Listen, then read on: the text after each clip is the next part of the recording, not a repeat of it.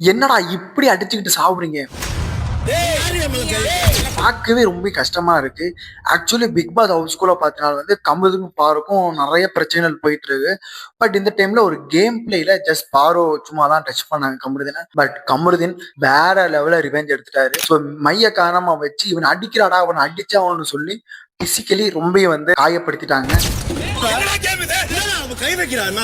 And எக்லி மென்டலியாவே பாரு ஸ்டேபிளா இல்ல.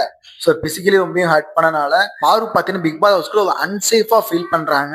So இதெல்லாம் ஆரம்பம் எங்க பார்த்தீங்கன்னா நம்ம பார்ட் 1ல போட்டிருப்போம். அதை செக் பண்ணி பார்த்து தெரியும் என்ன பிரச்சனைன்னு சொல்லி. கம்மிதும் பாரும் பார்த்தீங்கன்னா கல்யாணம் பண்ற லெவலுக்கு பார்த்து பிக் பாஸ் ஹவுஸ்க்குள்ள இருந்தாங்க.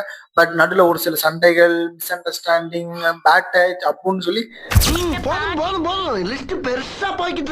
நிறைய பிரச்சனைனால 2 பேரும் இப்ப பிரிஞ்சுட்டாங்க. அதான் உண்மை. சோ நடுவில் அரோரா வேற 2 வார்த்தைகளை சொல்ல அவர் கமருதீன் பாசிட்டிவா தெரிய பிரச்சனை மேல பிரச்சனை பாரு நோக்கி வர ஆரம்பிச்சிருச்சு. பட் எனக்கு தெரிஞ்ச பாரு ஒரு மாஸ்டர் பிளான் போடுறாங்க டைட்டில் வின் பண்றதுக்கு.